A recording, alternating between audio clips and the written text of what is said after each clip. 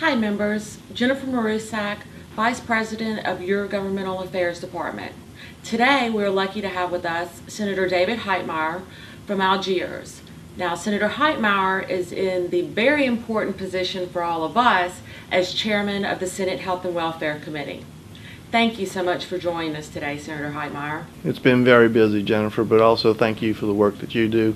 You've been here every day just like all of us, and I see you in the morning, and usually when I'm leaving, a lot of times you're still here, so thank you for the work that you do too. Now, since becoming Chairman of the Health and Welfare Committee, you have undertaken quite a task, and you've been working on some very special issues that are very important to you. And that's the overall health and well-being of all the citizens in the state, insured, uninsured. You've made it your personal mission to try to raise those rankings while you're in the position that you currently have.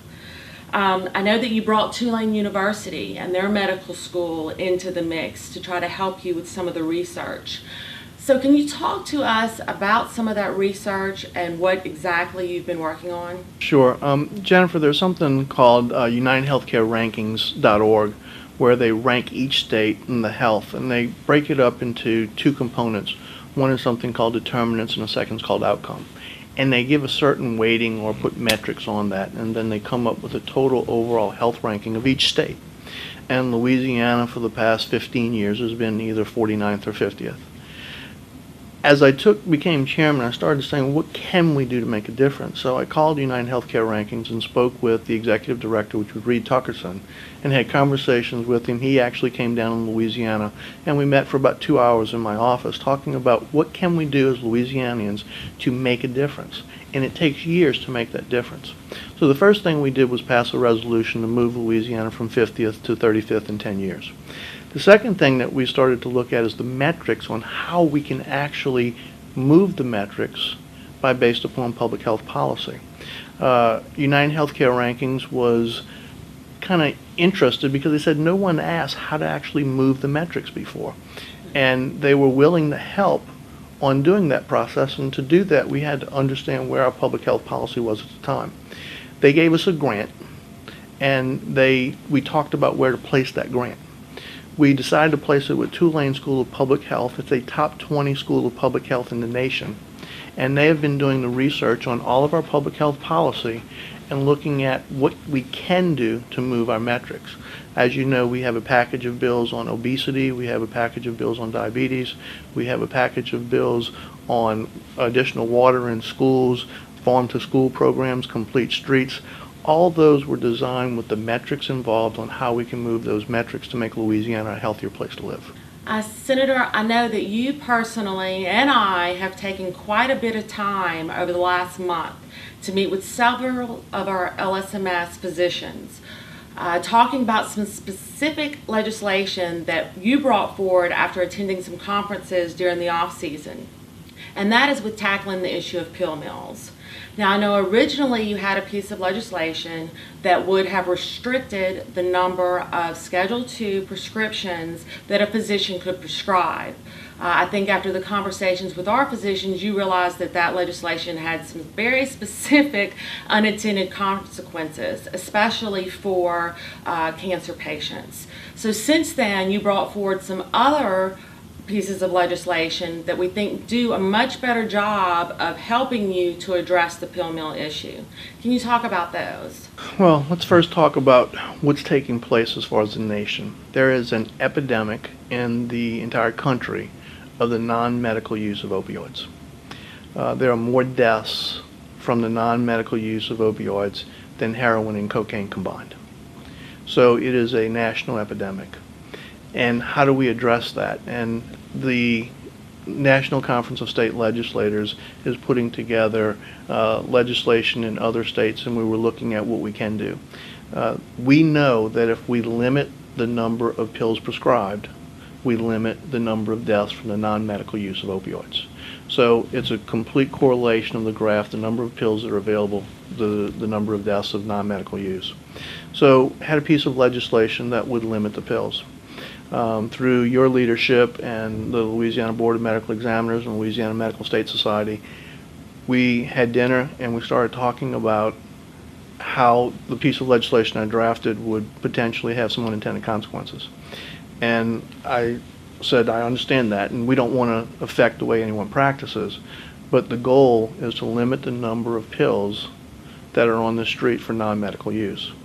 And that's when everyone started brainstorming, and everyone started talking about it, and I proposed, I said, what can we do? We don't have to do everything today, but what can we do to make an incremental change to save lives of Louisiana residents?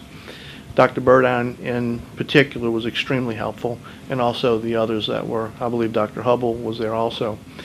So we have kind of modified our package, and it's a package of about 4 pieces of legislation. Today the legislation was moving SOMA from a Schedule 4 to a Schedule 2. As Dr. Burdine said, SOMA is responsible for about 70% of the single car fatalities according to state police. And so by limiting it to a Schedule 2, we'll decrease its availability, because he feels that it probably has, there's newer medications that probably have a better use. I believe he called it as part of the Holy Trinity, and by making a Schedule 2, we'll save lives. Another piece of legislation that we were able to come up with is limiting the number of Schedule 2 prescriptions that are filled from out-of-state prescriptions. We're having challenges with our neighboring states, especially in Texas, and so that bill is in the process too.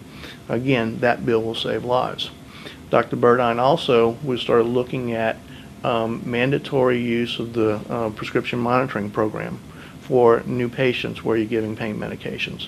Again, that bill will save lives, and again, it was at the direction of the Louisiana Board of Medical Examiners. We also are looking at, we have another piece of legislation that we're working on with Dr. Burdine, and hopefully we'll get that out of committee as we kind of tighten that language up.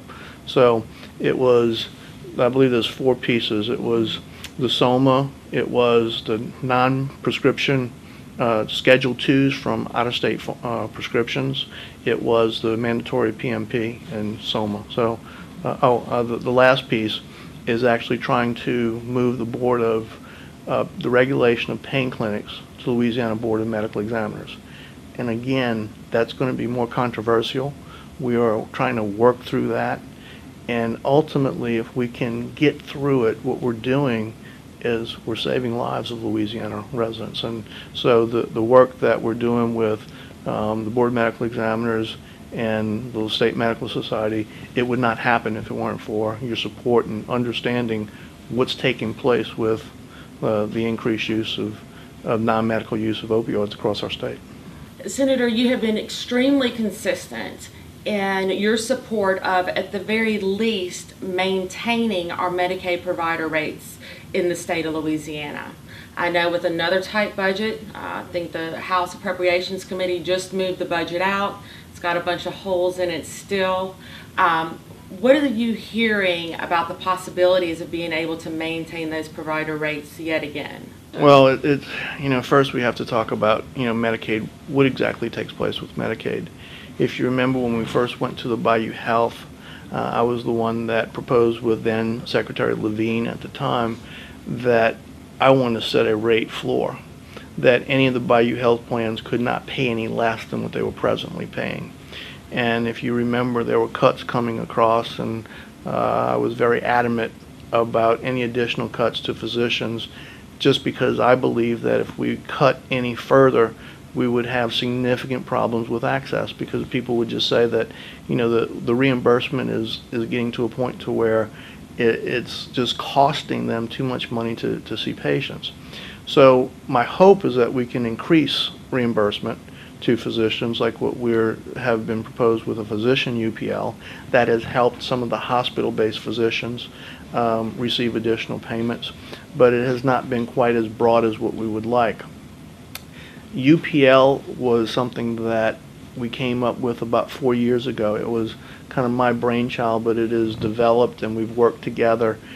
And initially we were able to help fund hospitals to their cost structure. And so it's been a huge help. Initially when I came in 2008, there was 0 UPL dollars. The first year I believe we were able to give about $100 million to UPL. Last year, UPL was $800 million across our state. So it's been a huge, huge program. With that being said, that frees up some additional dollars to maintain what we pay physicians. Ultimately, I would love us to see it get a raise. And I think we all would, and I think the legislature would love to do that because they understand the need. The challenge is finding those dollars in a tight budget year. But so if we can stave off any cuts, that's the first step, and a raise if there's any additional dollars laying around, in which we both know is unlikely, but we would like to, hopefully that would be there. The piece with UPL, we are going to be able to front load some of the managed care programs. So I'm asking some of the managed care programs to start looking at some of their specialty services, because what I believe is as we start looking at specialty services, there's a significant challenge with access. So since we're going to be able to front load some of those with some additional UPL dollars, that they will see the benefit of increasing some of the reimbursement to specialty care. And I've pointed that out. We've talked about it. They haven't said no, but they haven't said yes yet. But I'm hopeful. Senator, again, thank you very much for your time today. And if there's anything else that you would like to say to our members in parting, I know they'd love to hear it. Well, it's just been a pleasure working with the Louisiana Medical State Society. They're working really hard for the benefit of providing health care to all Louisianians, and I appreciate the work that they do here in the Capitol. It's not an easy job, and sometimes we take it for granted, but Jennifer, you make it look easy. So thank you so much. Thank you, Senator.